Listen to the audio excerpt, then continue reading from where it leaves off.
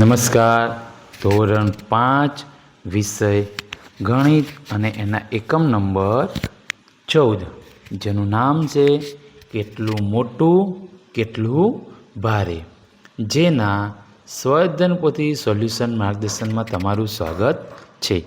આ એકમના મુખ્ય મુદ્દાની વાત કરીએ તો એના મુખ્ય મુદ્દાની અંદર આપણે ઘનફળની સમજ અને ઘન સેન્ટીમીટરના ઘન પરથી અન્ય આકારોના ઘનફળ શોધવા, તેમજ વજનની સમજ અને વજનનું માપ ગ્રામ, કિલોગ્રામ જેવા એકમમાં એના માટેની વાત કરીશું. તો માર્ગદર્શનમાં જોઈએ આપણે પ્રશ્ન નંબર 1.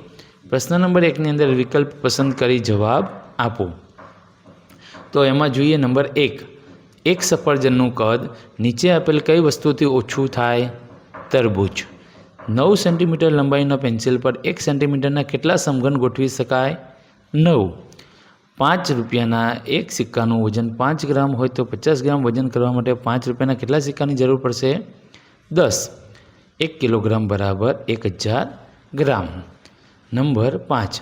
નીચેનામાંથી કઈ વસ્તુનો ઉપયોગ કરી કદનું માપન ન કરી શકાય? તરાજવું. પ્રશ્ન નંબર 2. આકૃતિમાં દર્શાવ્યા મુજબના અંકિત નળાકાર પત્રમાં એક લખોટી નાખતા પાણી 2 મિલી ઊંચે ચડે છે, જ્યારે 1 રૂપિયાનો સિક્કો નાખતા 1 મિલી ઊંચે ચડે છે. તેના આધારે નીચેના પ્રશ્નોના જવાબ આપો. તો 6 લખોટીનું કદ કેટલું ઘનફળ થાય? તો અહીંયા કહી શકાય 6 લખોટીનું ઘનફળનું કદ તો 6 ગુણ્યા 2 બરાબર 12 મિલી. નંબર 2. 11 લખોટીનું કદ બરાબર 11 ગુણ્યા 2 બરાબર 22 મિલી. 11 દુ 22. નંબર 3. કુલ કદ 1 બરાબર 24 મિલી. તો લખોટીની સંખ્યા 24 ભાગ્યા 2 બરાબર 12 લખોટી, કારણ કે 2 મિલીગ્રામની વાત કરે છે એટલા માટે. નંબર 4. 7 સિક્કાનું કદ કેટલું થાય? 7 ગુણ્યા 1 બરાબર 7 મિલી. નંબર 5. 6 લખોટીનું કદ અને 2 સિક્કાનું કદ કેટલું થાય, એટલે કે ઘનફળ કેટલું થાય? તો કે લખોટીનું કદ બરાબર 6 ગુણ્યા 2 એટલે 12 અને સિક્કાનું કદ બરાબર 2 મિલી. તો કુલ 12 ને 2 14 મિલી થાય. આગળ જોઈએ 6 નંબર. તો 5 સિક્કા નાખવા પડે. પ્રશ્ન નંબર 2 માં બી 10 રૂપિયાના 10 સિક્કાનું વજન 100 ગ્રામ થાય છે. તો તેના આધારે નીચેના પ્રશ્નોના જવાબ શોધો. હવે જુઓ, 10 રૂપિયાના 10 સિક્કા, આ 10 રૂપિયાના 10 સિક્કા હોય તો આપણે સ્વાભાવિક રીતે એનું 100 ગ્રામ વજન થાય છે. તો 10 વડે ભાગી નાખીએ તો કેટલો થાય? તો કે ભાઈ 10 ગ્રામ એક સિક્કાનું વજન થાય. એના આધારે આપણે અહીંયા ગણતરી કરી લેવાની છે, બરાબર. તો આપણે અહીંયા જ્યારે 700 ગ્રામ આપે તો 10 સિક્કા હતા, પહેલાંની વાત કરીએ છીએ. જો 10 સિક્કા હતા તો 100 ગ્રામ હતું, તો 700 કેટલા હોય? તો 10 ગુણ્યા 7 બરાબર 70, બરાબર. 700 ભાગ્યા 10, હમણાં આપણે કીધું એમ 1 નીકળી ગયા, તો શું જવાબ આવ્યો? 10. આવી રીતે આપણે ગણતરી કરવાની છે. ચલો આગળ જોઈએ નંબર 2. નંબર 2ની અંદર કીધું છે કે 1 કિલોગ્રામ વજન કેટલા 10 રૂપિયાના સિક્કા વજન બરાબર થાય? 10 સિક્કા. નંબર 3માં 120 સિક્કા. નંબર 4માં 45 સિક્કા. આપણે જે રીતે હમણાં કીધું એ રીતે એને 10 વડે ભાગી દેવાના છે. નંબર 5. 370 ગ્રામ વજન કરવા માટે કેટલા સિક્કાની જરૂર પડે? 10 વડે ભાગીએ એટલે 1 શૂન્ય ઉડી જાય તો 37 સિક્કા. પ્રશ્ન નંબર 3. એક દિવાસળીની પેટીનું ઘનફળ 6 ઘન સેન્ટીમીટર હોય તો આવી દિવાસળીની પેટીઓ વડે નીચે મુજબની જુદી જુદી આકૃતિઓ જમીન પર બનાવીએ તો તેમનું ઘનફળ કેટલું થાય? તો આ રીતની જોઈએ તો નંબર 1માં કહી શકાય 60 ઘન સેન્ટીમીટર. ઉપરની આકૃતિ જેવી અન્ય બીજી 2 આકૃતિ બનાવીએ તો કુલ ઘનફળ બંનેનું કેટલું થાય? 102 આકૃતિ કીધી છે એટલે એક આકૃતિનું જો અહીંયા 60 ઘન સેન્ટીમીટર હોય તો એને 2 આકૃતિની ઘનની વાત કરી છે, 180 ઘન સેન્ટીમીટર. ત્યાર પછી બી પ્રશ્ન 3ની આકૃતિમાં દર્શાવેલા પેટર્નના યાત્રામાં 3 દિવાસળીની પેટીની હાર ઉમેરતા બનતી નવી આકૃતિનું ઘનફળ કેટલું થાય? તો 168 ઘન સેન્ટીમીટર. પ્રશ્ન નંબર 5. પ્રશ્ન નંબર 5ની અંદર અહીંયા અલગ અલગ માચીસ આપેલી છે, તો અહીંયા 72 ઘન સેન્ટીમીટર થશે. પ્રશ્ન નંબર 6ની અંદર અલગ અલગ ગોઠવે છે, જુઓ, તો 67 ઘન સેન્ટીમીટર થશે. બરાબર. પ્રશ્ન નંબર 7. નીચે આપેલા પ્રશ્નોના જવાબ આપો. હવે પ્રશ્ન નંબર 1, તો એમાં કીધું છે કે 3 સેન્ટીમીટર બાજુવાળા સમઘનના 1 સેન્ટીમીટર બાજુવાળા કેટલા સમઘન સમાય?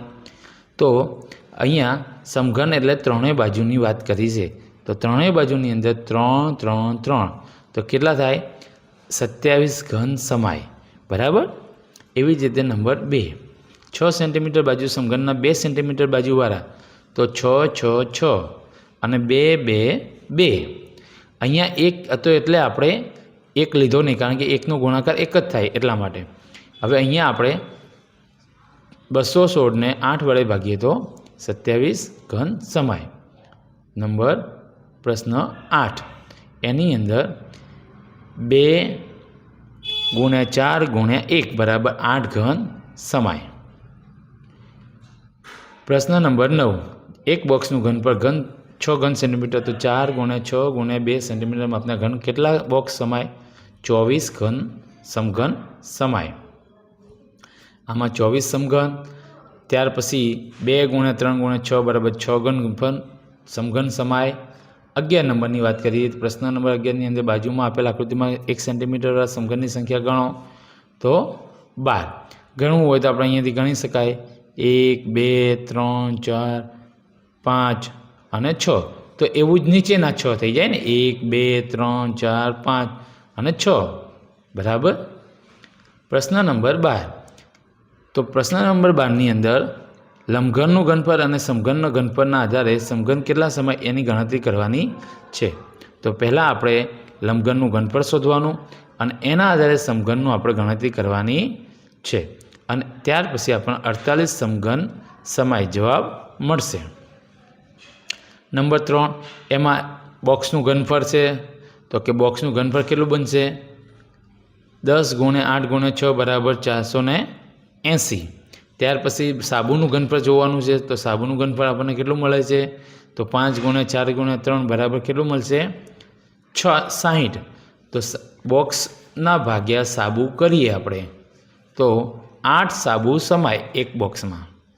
પ્રશ્ન નંબર 4, વિદ્યાર્થીઓને અહીંયા યાદી આપેલી છે, એમના ભોજન જે આપવામાં આવે છે એની વાત કરેલી છે. તો અહીંયા આપણે જોઈએ તો કેટલું છે?